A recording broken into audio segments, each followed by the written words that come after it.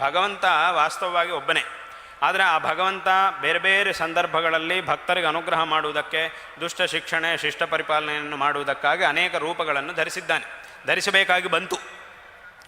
ಆದ್ದರಿಂದ ಆ ಎಲ್ಲ ರೂಪಗಳಲ್ಲೂ ಇರತಕ್ಕಂತಹ ಭಗವಂತ ಒಬ್ಬನೇ. ಆದರೆ ಜನರಿಗೆ ಒಂದು ಅಭಿರುಚಿ ಒಂದೊಂದು ರೀತಿಯಾಗಿರುತ್ತೆ. ಹಾಗಾಗಿ ಕೆಲವರಿಗೆ ವಿಷ್ಣು ಅಂದರೆ ಇಷ್ಟ, ಕೆಲವರಿಗೆ ಶಿವ ಅಂದರೆ ಇಷ್ಟ, ಕೆಲವರಿಗೆ ದೇವಿ, ಕೆಲವರಿಗೆ ಗಣಪತಿ, ಸುಬ್ರಹ್ಮಣ್ಯ, ಹೀಗೆ ಒಬ್ಬೊಬ್ಬರ ದೇವರನ್ನು ನೋಡಿದಾಗ ಆ ಒಂದು ದೇವರ ಮೇಲೆ ಹೆಚ್ಚಿನ ಅನುರಕ್ತಿ ಇರುತ್ತೆ. ಭಕ್ತರಿಗೆ ಅನುರಾಗ ಅದರ ಮೇಲೆ ಜಾಸ್ತಿ ಇರುತ್ತೆ. ಹಾಗಾಗಿ ಆಯಾ ರೂಪದ ಮೇಲೆ ವಿಶೇಷವಾದಂತಹ ಅನುರಾಗ ಇರತಕ್ಕಂತಹ ಭಕ್ತರಿಗೆ ಆ ರೂಪವನ್ನದಲ್ಲಿರ್ತಕ್ಕಂತಹ ಭಗವಂತನ ಸ್ತುತಿ ಮಾಡುವುದಕ್ಕಾಗಿ, ಭಗವಂತನ ಪ್ರಾರ್ಥನೆ ಮಾಡುವುದಕ್ಕಾಗಿ ಯಾವುದಾದ್ರೂ ಒಂದು ಸ್ತೋತ್ರ ಬೇಕಾಗುತ್ತೆ ಅಂಥೇಳಿ ಪ್ರಾಯ ಎಲ್ಲ ದೇವತೆಗಳ ಮೇಲೂ ಸಹ ಶಂಕರ ಭಗವತ್ಪಾದಾಚಾರ್ಯರು ಸ್ತೋತ್ರಗಳನ್ನು ರಚನೆ ಮಾಡಿದ್ದಾರೆ. ಹಾಗಾಗಿ ಯಾವ ಸ್ತೋತ್ರದಿಂದ ನಾವು ಸ್ತುತಿ ಮಾಡಿದರೂ ಅದು ಭಗವಂತ ಒಬ್ಬನೇ ಭಗವಂತನಿಗೆ ಸೇರುತ್ತೆ. ಅದೇ ಭಗವಂತ ನಮಗೆ ಅನುಗ್ರಹ ಮಾಡ್ತಾನೆ. ಇದರಲ್ಲಿ ಯಾವುದೇ ವಿಧವಂತಹ ತಾರತಮ್ಯ ಅನ್ನೋದಿಲ್ಲ. ಭಗವಂತನಲ್ಲಿ ಯಾವುದೇ ವಿಧವಂತಹ ತಾರತಮ್ಯ ಇಲ್ಲ. ತಾರತಮ್ಯವನ್ನು ನೋಡಬಾರದು. ಆ ರೀತಿಯಾಗಿ ನೋಡಿದರೆ ಅದು ದೊಡ್ಡ ಅಪರಾಧ ಅಂತ ಸಕಲ ಶಾಸ್ತ್ರಗಳು ನಮಗೆ ಉಪದೇಶ ಮಾಡ್ತಾ ಇವೆ. ಇದು ಎಲ್ಲ ಶಾಸ್ತ್ರಗಳ ಸಿದ್ಧಾಂತ. ಇದನ್ನೇ ಶಂಕರರು ಈ ಲೋಕಕ್ಕೆ ಉಪದೇಶ ಮಾಡಿದ್ದಾರೆ. ಯಾಕೆಂತಂದರೆ ಶಂಕರರ ಒಂದು ಅವತಾರ ಕಾಲದಲ್ಲಿ ಭಗವದ್ಭಕ್ತರಿದ್ದರು. ಆದರೆ ಅವರೆಲ್ಲ ಈ ತಾರತಮ್ಯ ಭಾವನೆಯಿಂದ ಇದ್ದರು.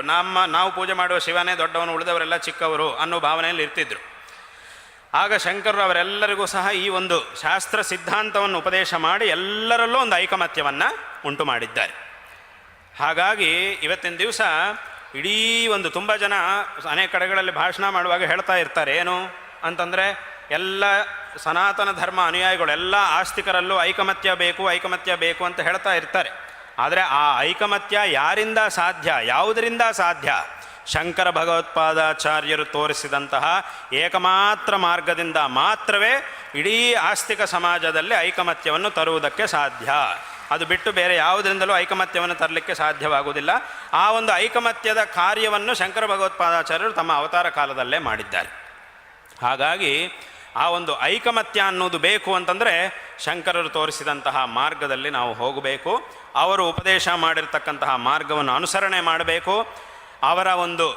ಅವರನ್ನು ನಿರಂತರ ಸ್ಮರಣೆ ಮಾಡಬೇಕು.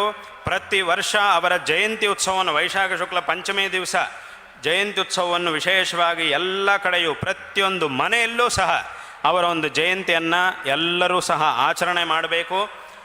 ಅವರ ಗ್ರಂಥಗಳನ್ನು ಅಂದರೆ ಅವರು ಬರೆದಂತಹ ಸ್ತೋತ್ರಗಳು ಇತ್ಯಾದಿಗಳನ್ನು ಪಠನ ಮಾಡಬೇಕು. ಪ್ರತಿನಿತ್ಯ ಅದನ್ನು ಪಠನ ಮಾಡಬೇಕು.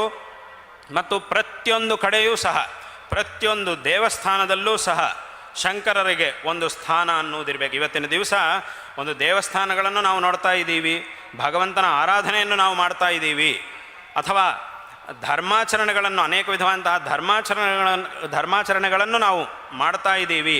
ಒಂದು ಉತ್ತಮವಾದಂತಹ ಈ ರೀತಿಯಾದಂತಹ ಧಾರ್ಮಿಕ ವಾತಾವರಣದಲ್ಲಿ ನಾವಿದ್ದೀವಿ ಅಂತಂದರೆ ಅದಕ್ಕೆ ಕಾರಣ ನಿಸ್ಸಂದೇಹವಾಗಿ ಶಂಕರ ಭಗವತ್ಪಾದಾಚಾರ್ಯರು. ಹಾಗಾಗಿ ಈ ರೀತಿಯಾದಂತಹ ಒಂದು ಧಾರ್ಮಿಕ ವಾತಾವರಣ ಅಂದರೆ ಶಂಕರರು ಅವತಾರ ಮಾಡಿ ಈ ಒಂದು ಧರ್ಮವನ್ನು ಅತ್ಯಂತ ದೃಢವಾಗಿ ಸ್ಥಾಪನೆ ಮಾಡಿದರು.